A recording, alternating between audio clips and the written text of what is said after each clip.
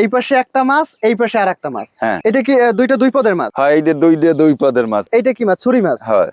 ছুরি মাছ। এইগুলার চাহিদা কেমন? ছুরি মাছের চাহিদা হ্যাঁ, কেমন? ছুরি মাছ আর লট্টি মাছের চাহিদা হেভি ভালো। ছুরি আর লইট্টা শুটকির চাহিদা বেশি। হ্যাঁ। এরপরে আছে এই যে ঢেলা মাছ। এখানে মানে আপনাদের কেনা অনুযায়ী কোন মাছটা সব থেকে সহজ? সহজ এইটাই হয়, এইটা মানে বডি দিয়ে চিরিয়া ওই সেরাই বাজাই দিই, শুকায় তাড়াতাড়ি তাড়াতাড়ি শুকায় আর সহজে শুটকি তৈরি হয়।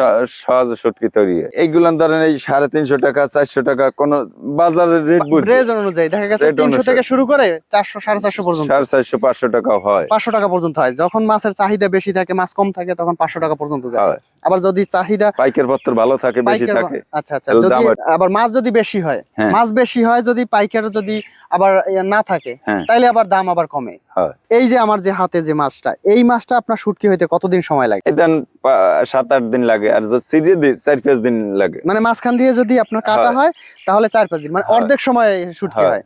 বড় বড় যে মাছগুলো আমরা যে দেখলাম ওই পাশে বড় বড় মাছ আছে, ওইগুলার আপনার চাহিদা বেশি নাকি আপনার এই যে ছোট মাছের চাহিদা বেশি?